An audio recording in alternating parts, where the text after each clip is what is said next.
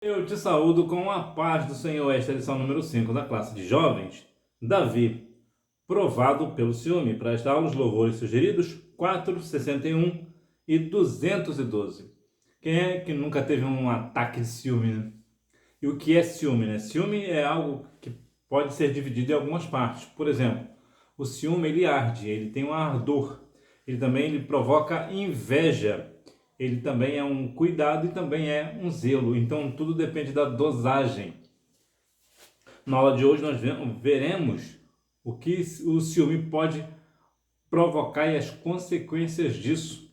Também te darei as respostas da hora da revisão e também te darei algumas referências bíblicas para uma melhor compreensão da aula de hoje. Texto principal: guarda em mim a sinceridade e a retidão, porquanto espero em ti. Salmos 25, 21. Resumo da lição: a vida de Saul foi marcada pelo ciúme, levando-o a uma implacável perseguição contra Davi, que por sua vez foi um homem com princípios e íntegro. O ciúme é uma questão muito complicada. Temos vistos questões que até situações de crime, né, que são motivados pelo ciúme. Então o ciúme realmente ele é um grande perigo. E a propósito, você é uma pessoa ciumenta? Introdução. A partir da derrota de Golias, a vida de Davi passou a ser ameaçada constantemente por Saul. Em crises crescentes de ciúmes e revolta, o rei constantemente conspirava para matar o ungido do Senhor. Vejamos que quando você vence uma grande batalha, que foi o caso de Davi, o seu nome começa a ter notoriedade, ou seja, você começa a ser uma pessoa conhecida por aquele feito. Quando uma pessoa faz algo extraordinário, a pessoa começa a ter respeito por aquilo que ele fez. Algumas pessoas vão admirar por aquilo, né? Algumas pessoas terão muita admiração. Por outro lado, algumas pessoas terão ciúme, inveja. Então veja que a inveja o que é, né? A inveja é o desejo de ter aquilo que o outro possui, né? De modo geral. Então o ciúme ele vai causar essa inveja na pessoa. Foi o caso de Saul. Depois que Davi matou Golias, Saul ficou com ciúmes de Davi, porque agora o nome de Davi é mencionado, ficou público, ficou famoso, né? E agora Saul é esquecido. As pessoas só lembram agora de Davi. Por isso, o que acontece?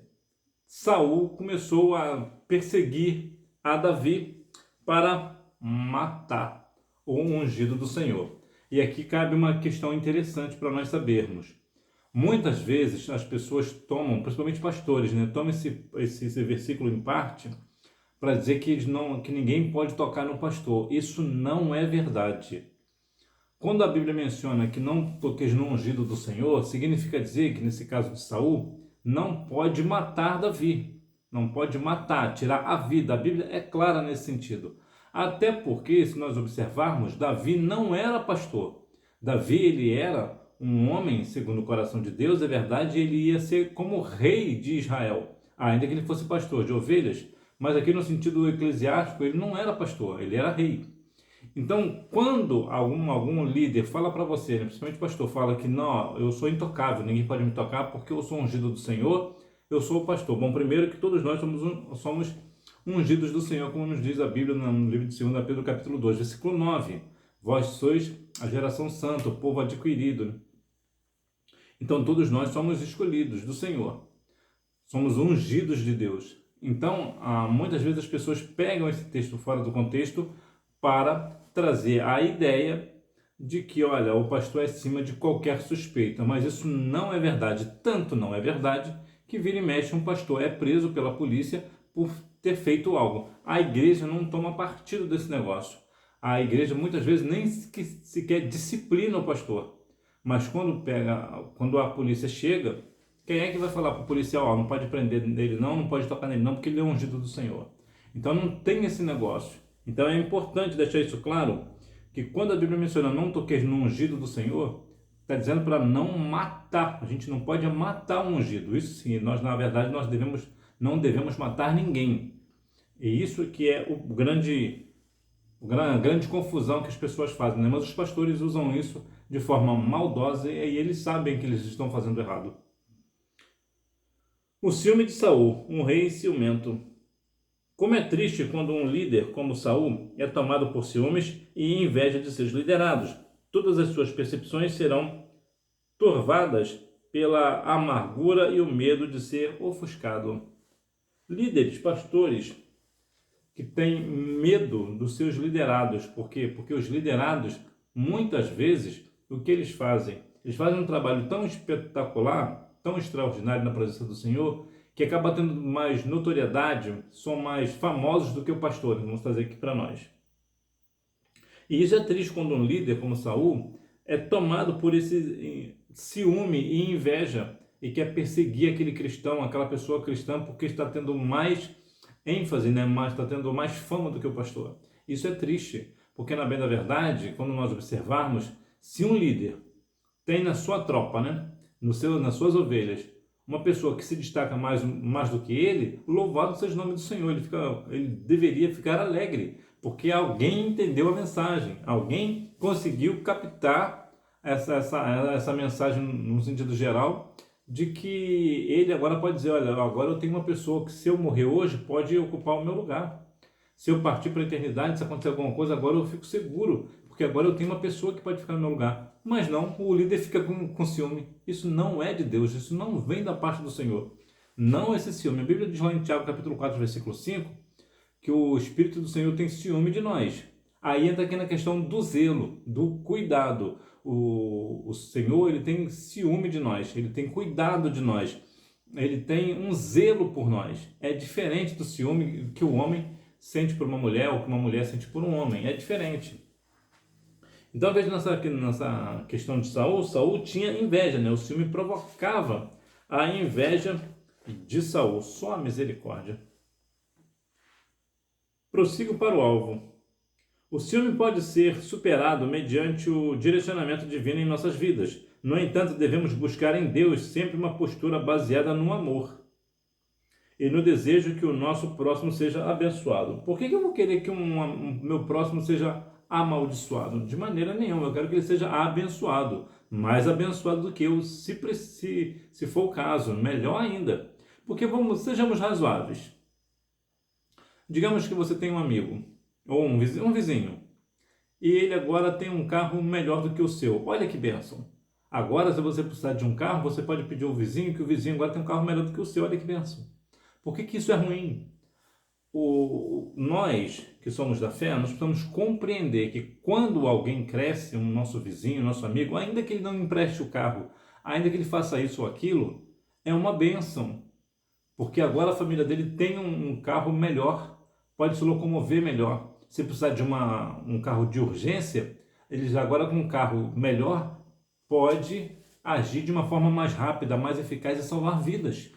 E isso eu estou dando só um exemplo de carro, mas pode ser qualquer coisa. Então, quanto mais uma pessoa for próspera, melhor para todo mundo, melhor para as pessoas que estão próximas.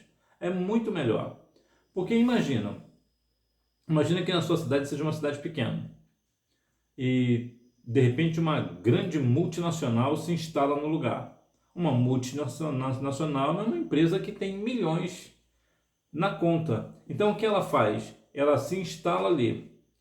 Isso é ruim? Não, isso é uma bênção. Por quê? Porque agora vai ter emprego para as pessoas que moram perto. E as pessoas agora terão os seus trabalhos, os seus empregos, suas carteiras assinadas, entre outras coisas, entre outros benefícios. Então isso é uma bênção. Então é inconcebível para o cristão pensar e querer que o próximo seja amaldiçoado.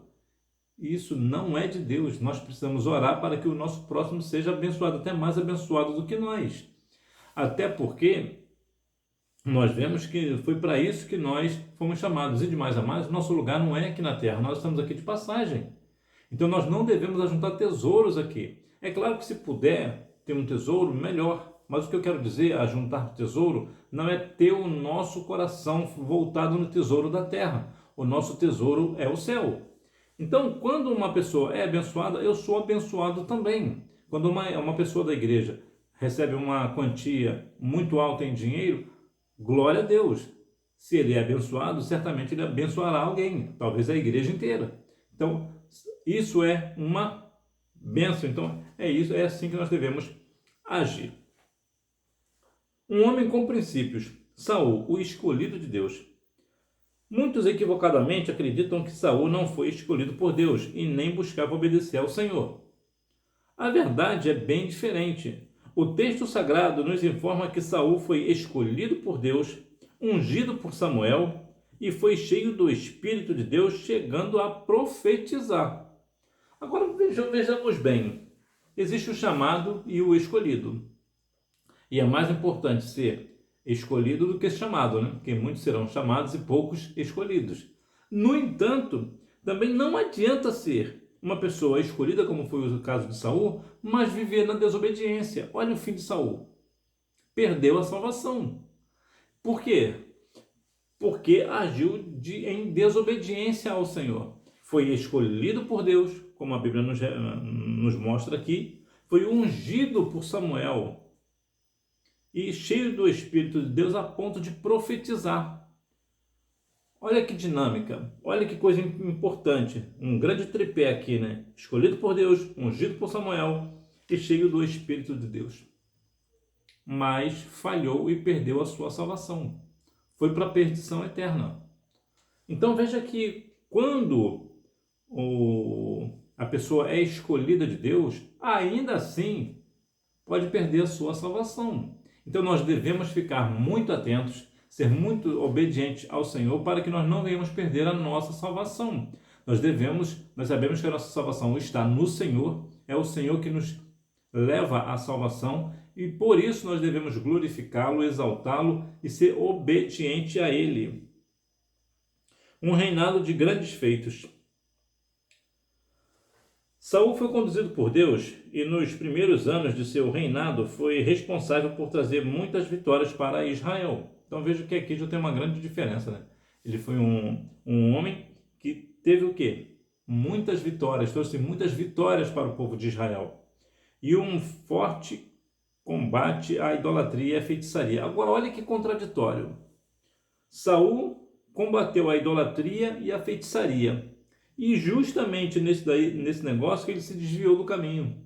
Ele verdadeiramente entrou nessa questão de se envolver com a feitiçaria, com a questão da idolatria. Então olha que ele começou combatendo um pecado e acabou caindo no pecado que ele combateu. Então olha que se nós não vigiarmos, nós podemos hoje bater muito no pecado e ser contra esse pecado e amanhã a gente cometer esse pecado. Então nós devemos vigiar, nós devemos lembrar que Tiago capítulo 5, versículo 17 nos orienta que todos nós somos sujeitos às mesmas paixões, e paixões aqui significa erros. Todos nós somos sujeitos aos mesmos erros. Então eu posso errar num sentido e você pode errar no mesmo sentido que eu. Nós podemos errar no mesmo segmento. Então veja que nós devemos ter cuidado com a nossa vida de santidade diante do Senhor para que nós não venhamos cometer pecados. Nesse primeiro período, as campanhas militares proporcionaram-nos a integração de uma grande área. Essa questão de uma grande área, eu já falei aqui outras vezes, para que as pessoas venham compreender bem, é que às vezes não fica bem clara essa questão de grande área. A grande área geralmente é a área agrícola, é a área territorial, né? A área de terra, né? Para ser mais preciso, mais claro. E qual é a importância disso? Sem terra, as pessoas não podem plantar. Uma vez que não pode plantar, as pessoas morrem. Atualmente, nós vemos a guerra entre a Rússia e a Ucrânia. E a Rússia quer ter o espaço da Ucrânia, justamente uma das razões é porque a Ucrânia ela é muito forte na questão da colheita de trigo. Então, veja que a questão aqui de Saul era bem importante ele ter essa questão de integração de grandes áreas agrícolas, de territoriais. Né? Então veja como era grande a questão de Saul, né? Como ele era um homem que realmente estava prosperando, fazendo prosperar o povo de Israel. Os vínculos entre as tribos foram fortalecidos. Quando nós temos vínculos, nesse caso de tribos, né? Possivelmente as tribos de Israel, as 12 tribos, ou algumas pessoas que defendem que foram 13 tribos, mas independente da quantidade de 12 ou 13, veja que aqui tem um vínculo que são fortalecidos. É muito importante nós termos vínculos fortalecidos. no meio de nós. Por exemplo, digamos que você é possivelmente, se você está aqui comigo, possivelmente você é da Assembleia de Deus. Mas qual é o seu vínculo com a Igreja Batista, por exemplo? O seu vínculo é forte ou é fraco? Ou você não tem vínculo? Ou com a Presbiteriana? Ou com a Deus e Amor? Então nós devemos ter o que? Vínculos fortalecidos com esse povo. Por quê? Porque o povo da Deus e Amor, por exemplo, eles são muito fortes na oração. A Batista, ela é muito forte na palavra. A Presbiteriana, além da palavra, também ela é muito forte na música, no louvor. Então veja, se nós fortalecemos, se nós somos irmãos, e de fato somos, claro, com questões teológicas diferentes, nós nos fortalecemos. Então é importante isso, e eu acabei não falando da Assembleia de Deus. Na Assembleia de Deus é muito forte na questão da visão, revelação, né? Dons espirituais, acreditamos nos dons espirituais, né? Na batismo com o Espírito Santo, entre outras coisas. A Assembleia de Deus é uma igreja mais pentecostal. Inclusive, curiosamente, a Assembleia de Deus é a igreja mais pentecostal do mundo. E o povo alegrou-se com a presença de um rei. Lá na Inglaterra, no Reino Unido, né? Escócia, Irlanda, Inglaterra e País de Gales. Lá o rei Charles, ele domina esses 4 países que formam aí o Reino Unido. Quando ele chega em algum lugar, existe uma alegria, porque o nosso rei está aqui conosco. Antes era a rainha Elizabeth, né? Então era uma grande alegria para eles terem o rei. Com Saul não era diferente. Saul era tão popular, ele era uma pessoa tão ungida da parte do Senhor, ele era tão escolhido por Deus, ele era tão vitorioso nas suas batalhas e fazia as coisas que deveriam fazer, que as pessoas se alegravam de ter a presença dele nos lugares. Então veja que realmente Saul teve um reinado de grandes feitos, mas veja que ele foi escolhido, ungido por Samuel, cheio do Espírito de Deus a ponto de profetizar. Foi um homem que teve grandes feitos, né, no seu reinado, e ainda assim perdeu a salvação. Isso é para a gente meditar muito, né, para a gente refletir muito. Davi, um homem de princípios. Mas com Davi era diferente, paciente, temente e fiel ao Senhor, humilde e dedicado em aprender, zeloso em seus compromissos na corte, fiel ao rei e ao reino. Olha como era a dinâmica de Davi.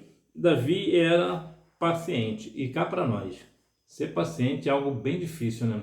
Você é uma pessoa ter paciência, como o Jó teve paciência, né? É bem difícil a pessoa falar com você e você... Dá um exemplo prático. Você está andando na rua cheio de pressa e fica sempre uma pessoa na sua frente. E você tem que ter paciência com aquela pessoa. Então veja que no cotidiano, ser paciente realmente é um dom, né? É uma virtude. Então é bem difícil ser paciente de fato. E Davi tinha paciência. Ele também era temente e fiel ao Senhor. Então aqui nós não precisamos falar muita coisa, né? Uma pessoa que é temente e fiel ao Senhor, certamente é uma pessoa da parte de Deus. O Senhor se agrada de uma pessoa assim. Quando uma pessoa ela é temente e fiel ao Senhor, ela continua ali nos caminhos do Senhor, continua vivendo uma vida de santidade. Portanto, é muito difícil essa pessoa viver uma vida de pecado. Então é difícil ter dores de cabeça, né? Fazer coisas horríveis, né? Acabou que Davi fez a mesma coisa, né? Acabou cometendo pecado, e grande foi a sua queda também, né? Então isso aqui nós vemos também que uma pessoa que pode ser temente e fiel ao Senhor hoje pode não ser amanhã. Então veja como o ser humano, ele realmente entra naquela questão de Tiago 5,17. Todos nós somos sujeitos aos mesmos erros. Então veja aqui um homem que era segundo o coração de Deus e pecou. Ele era humilde. E humilde, aqui eu já falei aqui algumas vezes, vou lembrar, que humildade não tem a ver com situação financeira. Muitas vezes, né, vemos, a pessoa mora numa casa humilde. Não, não é uma casa humilde, é uma casa pobre. Por quê? Porque humildade tem a ver com sentimento, tem a ver com caráter e não com dinheiro. Tem muita gente que tem muito dinheiro e é humilde. Tem muita gente que tem dinheiro, mas que não é humilde. A humildade, ela vai muito da ideia da pessoa que não se compara, ou melhor, não se acha melhor do que o outro. E isso é ser humilde. E era exatamente isso o caso de Davi. Davi não se sentia maior do que Saul, por exemplo, tanto é que ele nunca tentou usurpar o trono de Saul. Então Davi, ele era de fato uma pessoa humilde. Ele era dedicado em aprender. Vemos que por situações e situações, o aprender é algo que é muito necessário. Eu tive uma aluna que, na verdade, eu não lembro, assim, eu nunca falei isso para ela, porque eu tinha receio de eu falar e ela tirar o pé do acelerador. Mas eu tive uma aluna que eu gostava muito da dedicação dela de aprender. Ela tinha muito essa questão de perguntar, de questionar. Por que isso funciona assim? Por que tem que fazer aquilo? Então, quando ela vinha fazer alguma coisa na classe, ela preparava o esboço dela, ela tinha muito cuidado de aprender e passar aquilo. Eu achava aquilo lindo, só que eu nunca disse isso para ela. Então, veja que é importante a pessoa ter dedicação em aprender. Então, quando nós somos dedicados a aprender, certamente um dia nós ensinaremos, né? Romanos 12,6 que fala, né? Se é para ensinar, que haja dedicação no ensino. Então, para eu ser dedicado no ensino, eu preciso primeiro aprender. Então, eu preciso ter essa dedicação de parar para ler livros, ler a palavra, ter um bom dicionário bíblico, entre outras coisas. Eu preciso ter uma dedicação. E era o caso de Davi. Zeloso em seus compromissos na corte. Bom, na questão da corte, pode nos trazer a ideia hoje de trabalho, né? A pessoa hoje ter compromisso, né? Ter zelo com seus compromissos no trabalho e também na igreja, por que não dizer, né? Davi, ele era esse tipo de pessoa zelosa, que tinha zelo. Aí entra aqui na questão do cuidado. Davi não tinha aquele ciúme de ser ruim. Ciúme aqui na questão do zelo, né? Até porque ciúme e zelo é a mesma coisa. É curioso, é bem curioso isso. Então, Davi, ele tinha esse cuidado, ele era zeloso, ele tinha zelo pelas questões dos seus compromissos na corte. Nós também devemos ter isso, porque veja, não sei se acontece na sua igreja, dá uma horário do culto, quase ninguém chegou ainda. E quando chega, fica um esperando pelo outro, outro esperando pelo um. E ninguém começa o trabalho, fica aquela coisa toda a vida, sempre começando tarde. O culto e, consequentemente, termina tarde. O que é isso? Falta de zelo, falta de compromisso dentro da igreja, com o horário da igreja, com o horário do culto da igreja. Então veja que com Davi não tinha esse negócio, ele tinha compromisso, ele era zeloso. Ele era fiel ao rei e ao reino. Então, se nós formos trazer aqui para a questão espiritual, o nosso rei é Jesus. Então, nós devemos ser o quê? Fiel ao nosso rei. E quem é o reino? O reino de Deus. Então, nós devemos ter esse cuidado. Então, veja que Davi era um homem de princípios. Ele tinha princípio, ele era paciente, temente e fiel ao Senhor, era humilde, dedicado em aprender. Ele era zeloso em seus compromissos na corte, fiel ao rei e ao reino. E nós devemos seguir este exemplo. Integridade à prova de ciúmes. A lógica humana. A lógica humana defende autopromoção, a prevalência da força humana e da imagem vigorosa da maioria numérica, do direito aos prazeres, à vingança, às riquezas, aos privilégios e ao domínio sobre o próximo. Muito mais. E é muito interessante que a lógica humana defende a autopromoção. O que é autopromoção? Se promover a si. Auto é uma palavra grega que significa a si mesmo, né? Então, por isso o automóvel, né? Se move a si mesmo, move-se a si mesmo. A lógica humana tem essa questão da autopromoção.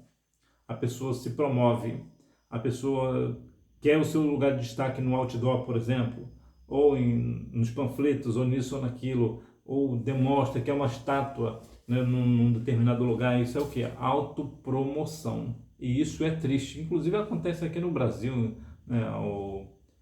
Um pastor colocou um busto, né, o seu busto, na entrada da igreja, né? Olha que coisa, é uma estátua, né? Um busto é uma pequena estátua dele. O que é isso? Isso é uma autopromoção. Isso é errado, mas é a lógica humana, é uma lógica completamente perdida, né? Tem também a prevalência da força humana e da imagem vigorosa da maioria numérica. O que isso quer dizer? Eu falei aqui na aula passada sobre o efeito manada. Isso aqui é o efeito manada. Então eles querem o quê? A prevalência da força humana. Por quê? Porque eu tenho a maioria. A maioria pode estar errada. A maioria pode não estar certa, e isso é perigoso. É claro que existe a questão da questão da igreja, né? O voto direto para uma determinada coisa ou outra, ou até mesmo para questões políticas, né? Cargos públicos. Mas, de qualquer forma, a maioria, tanto na igreja quanto lá no mundo, a maioria pode estar errada. Então, a maioria numérica não é necessariamente aquilo que é correto. dos direitos aos prazeres. Os prazeres aqui já é uma questão mais ampla. Vai falar aí sobre a questão do sexo, por exemplo, a liberação de droga, por exemplo, e entre outras coisas, o entretenimento, entre tantas outras coisas. Então essa é a lógica humana, o direito ao prazer. Inclusive é um prazer que, independente das circunstâncias, eu não quero saber a consequência, eu não quero saber o preço, eu quero apenas ter prazer e o que vale é isso. Então é um prazer sem compromisso. Então veja que é uma promiscuidade, na verdade, né? A vingança. Quantas pessoas hoje vivem uma vida que querem uma vida de vingança, querem se vingar do seu próximo, do seu pastor, do seu líder, do seu professor da escola bíblica dominical, do supervisor da escola bíblica dominical, superintendente, melhor dizendo. Entre outras coisas, de irmão para irmão, só misericórdia. E infelizmente isso tem alcançado a igreja do Senhor, a questão da vingança. E a vingança, ela não é algo bom. A vingança, ela é tipo um bumerangue. Ela sempre volta para quem a lançou, para quem fez, né? Para quem criou a vingança. Se uma pessoa se vinga de alguém, um dia aquela vingança ficará contra ela. E isso é triste. Se não for aqui na terra, será naquele grande dia. Então a vingança ela é tipo um bumerangue, ela sempre volta e é triste. As riquezas. Bom, podemos ser ricos, é verdade. Mas a que custo? A que situação? Né? Também as pessoas querem privilégios.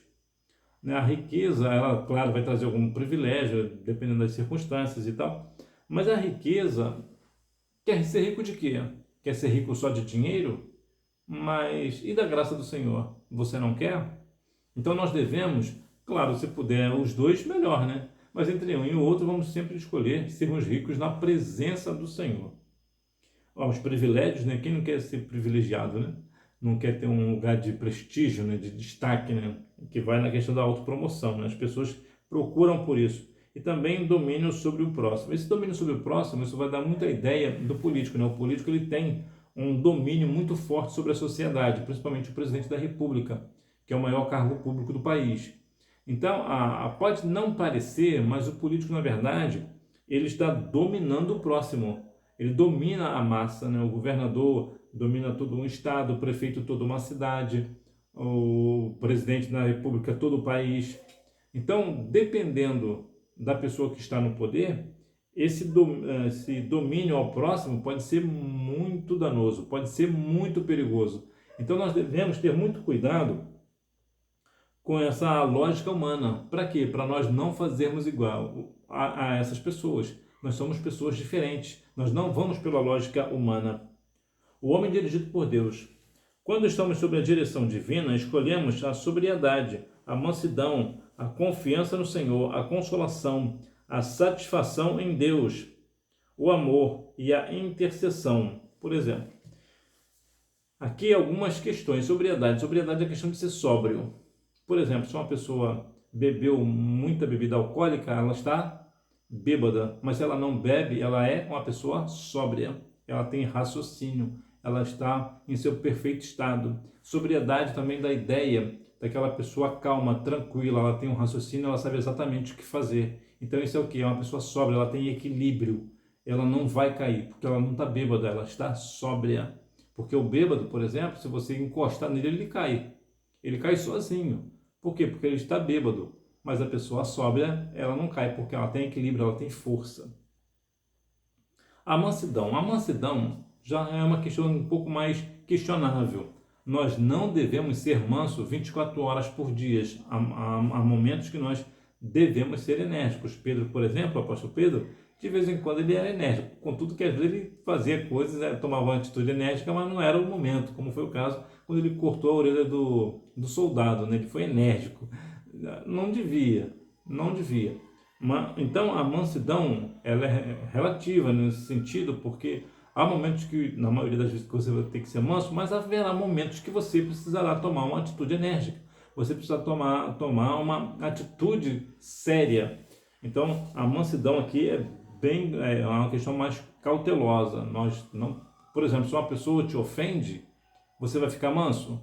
Você não vai partir para a briga, mas você vai se defender, ou seja, você não vai ser manso. Você não vai aceitar aquela ofensa de bom grado. Você vai demonstrar, vai impor respeito para aquela pessoa. A confiança no Senhor. Aqui nós não precisamos falar muita coisa, né? Nem eu, nem você, porque a confiança no Senhor, ela é essencial de um homem dirigido por Deus. Se uma mulher é dirigida por Deus, é claro que ela vai ter confiança no Senhor. A consolação. Consolar é uma tarefa difícil, porque às vezes a pessoa quer ajudar e às vezes acaba atrapalhando, né? Consolar uma pessoa que está numa situação delicada, nós precisamos compreender a situação que ela esteja. Para quê? Para a gente não tentar fazer algo e acabar atrapalhando. Então, saber exatamente a dor que a pessoa está sentindo para a gente poder consolar, poder chegar perto, poder abraçar com jeito, falar com jeito. Então, a consolação também é algo que nós devemos fazer. Ser satisfeito em Deus, né? Satisfação em Deus. Saber que nós precisamos somente do Senhor. Somente o Senhor para nós é suficiente. E nós precisamos ter isso, ter essa maturidade. A ser satisfeito em Deus. Como diz lá Salmo 23:1. O Senhor é meu pastor e Ele não me faltará. Por quê? Porque o mais importante é ter a presença do Senhor, é ter satisfação no Senhor. O amor, que é a raiz do Evangelho, né? Não dá muito para falar muita coisa. O amor, ele é essencial na nossa vida. Nós devemos fazer as coisas por amor, pregar por amor, ensinar com amor, abraçar o próximo com amor, estender a mão com amor, tudo é por amor. Se alguém faz essas coisas e não faz por amor, verdade é que aquela pessoa que recebe isso será abençoada. Mas aquela pessoa que praticou não receberá recompensa, por exemplo. Por quê? Porque não fez no amor. Nós devemos fazer as coisas por amor. E a intercessão, que é orar por alguém. A propósito, você tem orado pelo seu professor da escola bíblica dominical? Não tem, né? É muito difícil alguém orar pelo professor ou professora da escola bíblica dominical. Geralmente os jovens têm professoras, né? Não lembro-se muito de ter professor de jovens. Geralmente, apesar que eu fui uma exceção, eu fui professor também de jovens, mas eu via que a maioria era sempre meninas, né? Sempre professoras. Mas a gente acaba sempre falando professor, mas na verdade também tem a gama de professora é muito maior do que de professora. Não sei aí na sua cidade, né? Talvez pode ter uma dinâmica diferente também, mas isso é fácil de entender, porque a maioria das pessoas da igreja são da parte feminina. Então, consequentemente, os maiores professores serão da parte feminina. Inclusive missões, né? Missões, de cada 10 missionários no mundo, 7 são mulheres. Então a proporção deve ser muito parecida na questão do professor, né? Então geralmente, trabalhando com jovens, geralmente eles são professores. Conclusão. Saul nos mostrou a lógica do mundo, a inclinação a fazer o mal e a se esquecer do Senhor. Davi nos mostrou um coração com princípios, íntegro e desejoso de caminhar na direção divina. Então veja que são duas pessoas completamente diferentes. Saul mostra uma lógica mundana, inclinado para as coisas do mal, né? Desobediência ao Senhor, caiu na questão da feitiçaria, apesar de ter feito tudo no início, estava andando muito bem, estava fazendo direito, estava sendo obediente ao Senhor, de repente ele foi para o outro lado e acabou fazendo coisas terríveis a ponto mesmo de perder a sua salvação.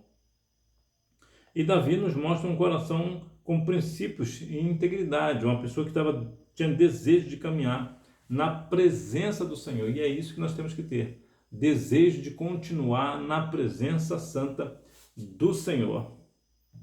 Hora da revisão. Número 1. Era um ciúme do mal, danoso, que traz tristeza, frustração e prejudica a capacidade de refletir com clareza. Número 2. O ciúme pode ser superado mediante o direcionamento divino em nossas vidas. Número 3. Ambos foram escolhidos por Deus, ungidos por Samuel e cheios do Espírito. Número 4. Era paciente, temente e fiel ao Senhor. Humilde, dedicado em aprender, zeloso em seus compromissos na corte, fiel ao rei e ao reino, possuía inteligência emocional e era íntegro. Número 5. Sobriedade, mansidão, confiança no Senhor, consolação, satisfação em Deus, amor e intercessão, entre outras. Tem uma palavra aqui que é muito interessante, que é a questão da inteligência emocional. A questão emocional, eu vou te dar um exemplo de o que é uma pessoa que tem essa emocionalmente madura, né? Uma pessoa que tem inteligência emocional. Imagina que numa situação uma pessoa te acusa de alguma coisa, fala uma mentira sobre você. A primeira coisa que você quer fazer é o quê? É discutir. Você quer dizer que não é. Não, eu não fiz isso, não fiz aquilo. Quando uma pessoa tem equilíbrio emocional, inteligência emocional, ela não discute, ela sabe quem ela é, ela sabe que ela não precisa provar. As circunstâncias falam por si. Então isso é uma inteligência emocional. E hoje, inclusive até as mulheres usam um termo, né, que os homens hoje são muito emocionados, né? E em parte elas têm razão. Por quê? Porque os homens hoje, qualquer coisa quer tomar uma decisão completamente arbitrária. Vou te dar um exemplo de uma questão emocional. Um homem emocionado.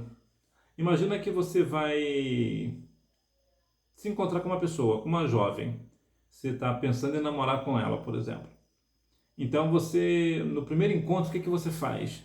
Você leva chocolate para ela. O que é isso? Isso é uma atitude de um homem emocionado. Você está tão emocionado com a situação que já quer agradar. Então, isso vai fazer, na verdade, automaticamente, a menina te desaprovar. Ela vai desaprovar você. Porque ela já vai pensar, o rapaz nem me conhece, já está trazendo chocolate para mim, já está trazendo flores. Que homem emocionado. Não é seguro de si. Acha que vai me comprar com chocolate, quer me impressionar trazendo chocolates e flores. Então nós, homens, nós temos que ser firmes. Não é que você não vá levar. Porque eu vou te deixar um exemplo claro. As meninas dizem que gostam de romantismo, não é verdade? E isso não é mentira. Realmente elas gostam de romantismo. Mas romantismo do namorado, do noivo, do esposo. Se não vem acompanhado de namoro, noivado ou casamento, as mulheres geralmente elas reprovam atitudes românticas de homem. É por isso que geralmente você vê em filmes, em séries, em novelas também, e até na vida real principalmente, um homem que chega cheia de boa vontade, fazendo isso, fazendo aquilo, logo no primeiro encontro leva chocolates e flores e a menina reprova e não fica com ele. Por quê? Porque realmente a mulher não se sente atraída por homens assim. Então chamam de homem emocionado. Então é importante que quando você vai fazer uma questão, vai ter um diálogo com uma jovem, você precisa ter isso no seu coração. Não é que você vai ser uma pessoa rude com ela. Você vai marcar um encontro com ela, marcou um encontro com ela, vai lá se encontrar com a menina, né, com a jovem, converse e ali vocês vão ver se vocês vão começar a namorar ou não. Se porventura vocês começarem a namorar, aí depois de um mês, talvez 2 meses, dependendo do tempo, aí sim, se você levar flores ou chocolate para ela, aí ela vai gostar. Por quê? Porque você já tem uma conexão, vocês já tem uma certa ligação, né? Porque vocês já estão namorando, então ok. Mas antes disso não. Então, Davi, até nisso, ele tinha essa capacidade, essa inteligência emocional de não agir pela emoção. E o homem, ele é racional.